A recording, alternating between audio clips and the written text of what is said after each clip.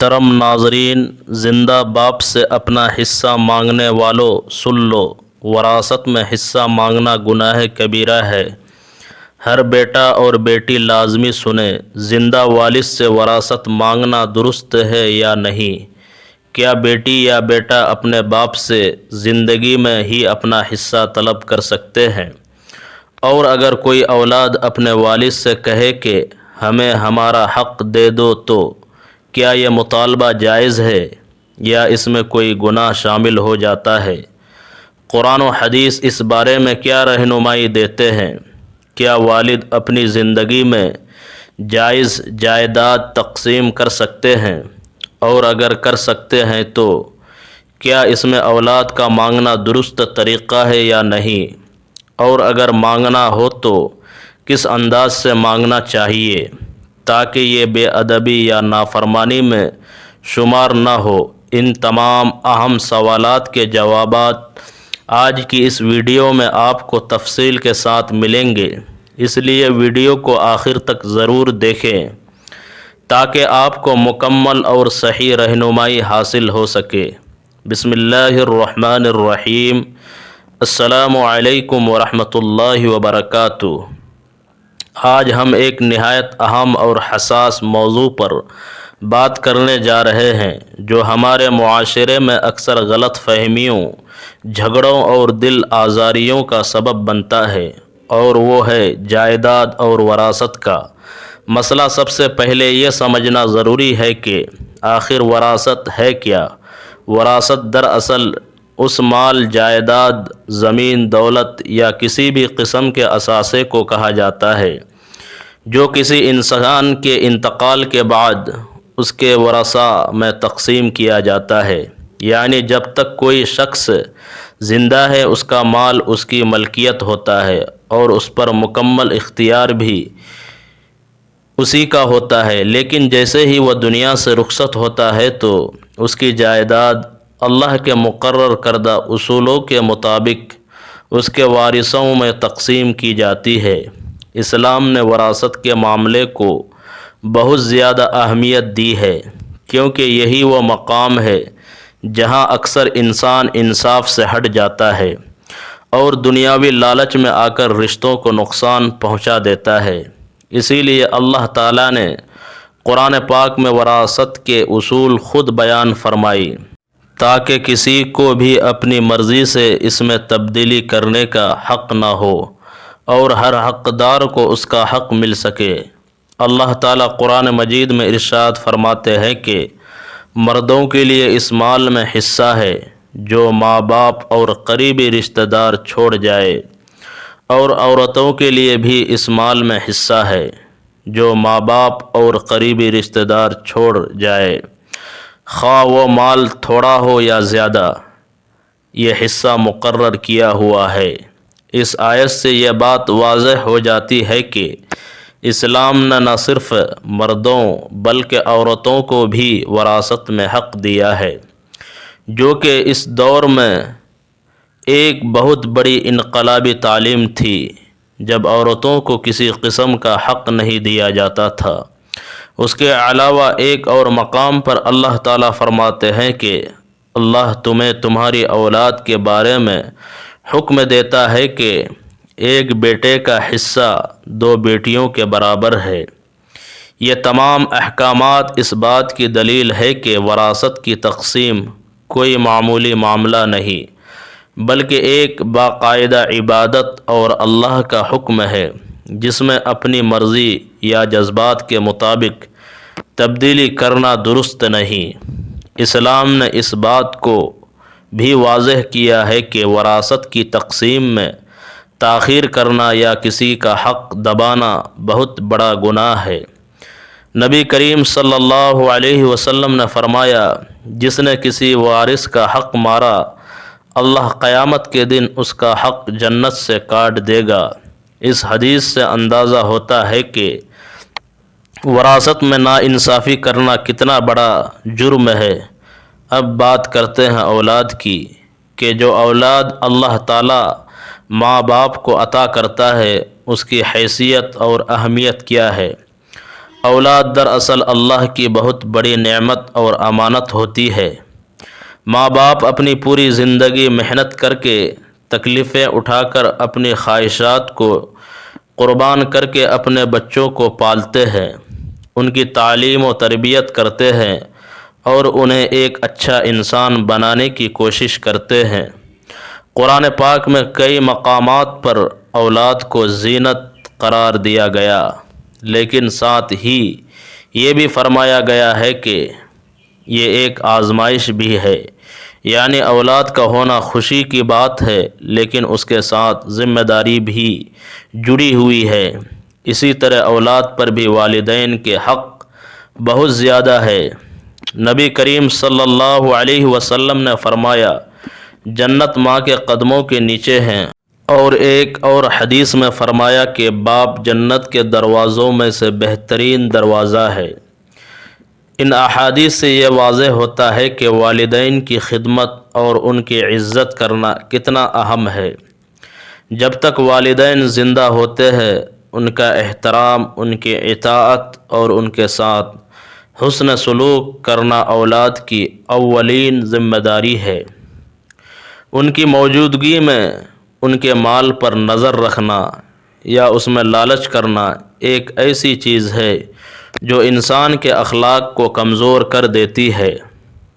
والدین کی زندگی میں ان کی جائیداد مکمل طور پر ان کی ملکیت ہوتی ہے اور وہ اس میں جو چاہے خرچ کر سکتے ہیں۔ اگر وہ چاہے کہ اپنی اولاد کو کچھ دے سکتے ہیں، چاہے تو نہ دے، یہ ان کا اختیار ہے۔ البتہ اسلام یہ تعلیم دیتا ہے کہ اگر والد اپنی زندگی میں کچھ تقسیم کرے تو انصاف کے ساتھ کرے اور تمام اولاد کے ساتھ برابر سلوک کرے۔ نبی کریم صلی اللہ علیہ وسلم نے فرمایا، اپنی اولاد کے درمیان انصاف کرو۔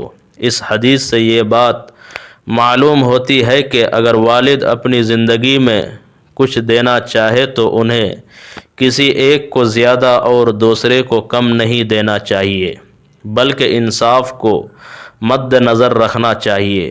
اب یہاں ایک اہم نقطہ سمجھنے کی کوشش کرتے ہیں کہ والدین کی زندگی میں اولاد کا رویہ کیسا ہوتا ہے۔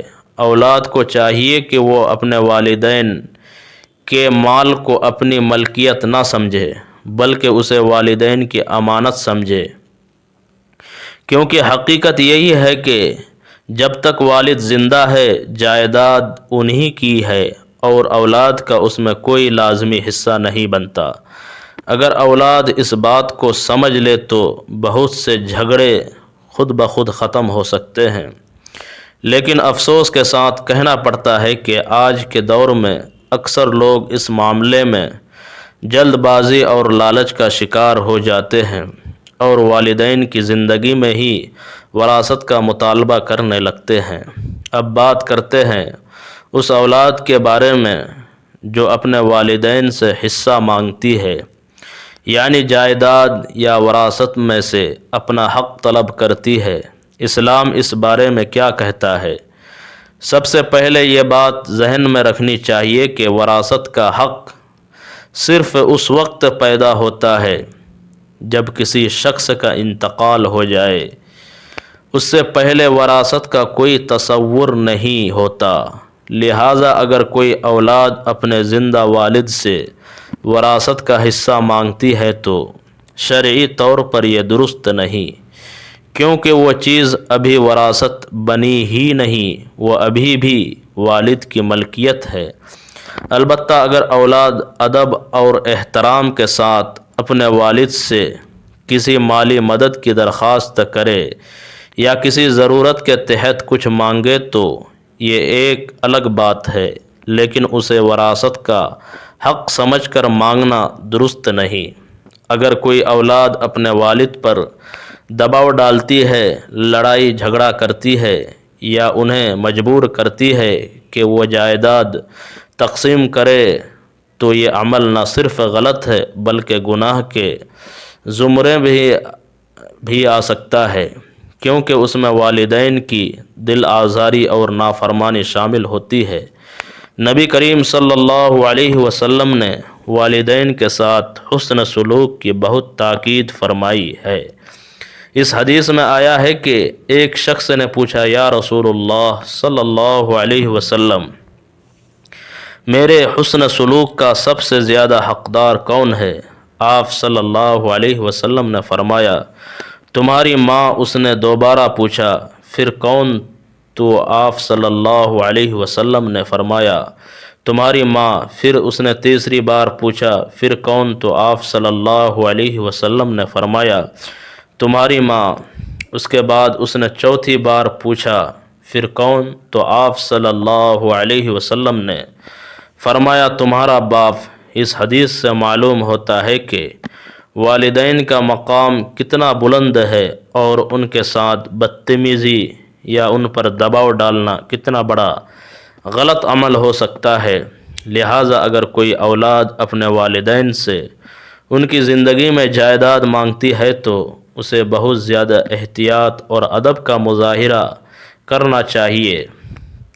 اگر والد خود اپنی خوشی سے کچھ دینا چاہے تو یہ ان کا اختیار ہے اور وہ اسے بطور ہبہ یا تحفہ دے سکتے ہیں، نہ کہ وراثت کے طور پر، اور اگر نہ دینا چاہے تو اولاد کو اس پر صبر کرنا چاہیے اور دل میں کوئی برا خیال نہیں لانا چاہیے۔ آخر میں یہی کہا جا سکتا ہے کہ اسلام نے وراثت کے معاملے کو نہایت خوبصورتی اور انصاف کے ساتھ بیان کیا ہے، لیکن اس کے ساتھ ساتھ والدین کے حق کو بھی بہت زیادہ اہمیت دی ہے۔ اگر ہم ان دونوں چیزوں کے درمیان توازن قائم کر لیں تو نہ صرف ہمارے گھروں میں سکون آ جائے گا بلکہ ہم اللہ کی رضا بھی حاصل کر سکیں گے۔ اللہ تبارک و تعالی ہمیں نیک اولاد بننے کی توفیق عطا فرمائے، ہمارے دلوں میں والدین کے لیے محبت، احترام اور فرما برداری پیدا فرمائے، اور ہمیں اپنے ماں باپ کی خدمت کرنے کی طاقت دے، اور اپنے رب العزت اپنے تمام بچوں کے لیے خاص دعا کرتے ہیں کہ جن کے والدین زندہ ہے وہ اپنی زندگی میں اپنے والدین کی خدمت کرے اور ان کا حق ادا کرے، ان کے ساتھ ساتھ حسن سلوک کرے اور ان کی رضا کو ہمیشہ مقدم رکھے، اور جن بچوں کے والدین اس دنیا سے رخصت ہو چکے ہیں ان کے لیے رحمت اور مغفرت کی دعا قبول فرما اور ان کے درجات بلند فرما، ان کی یاد میں صدقہ جاریہ قبول فرما تاکہ ان کی روحوں کو سکون اور راحت ملے۔ اے اللہ، ہمیں اور ہماری اولاد کو والدین کی خوشنودی حاصل کرنے کی توفیق عطا فرما اور ہمارے گھروں کو رحمت، سکون اور محبت سے بھر دے۔ پیارے ناظرین، یہ ویڈیو بہت ہی معلوماتی اور اہم ہے اور یہ ہر گھر تک پہنچنی چاہیے، ہر بیٹے ہر بیٹی تک، تاکہ ہر شخص کو والدین کے حقوق، وراثت کے اصول اور خدمت اولیاء کی اہمیت کے بارے میں صحیح علم حاصل ہو۔ اس لیے آپ سب سے گزارش ہے کہ اس ویڈیو کو لائک کریں اور دوسروں تک شیئر کریں تاکہ آپ کی وجہ سے کسی دوسرے کی زندگی میں یہ نیکی پہنچ جائے، آپ کو بہت زیادہ ثواب ملے۔ اس ویڈیو کو دیکھنے اور دوسروں تک پہنچانے سے نہ صرف علم کی روشنی پھیلتی ہے بلکہ اللہ تعالیٰ کی محبت اور اجر بھی حاصل ہوتا ہے۔ اللہ تبارک و تعالی ہم تمام کا حامی و ناصر ہو، آمین ثم آمین۔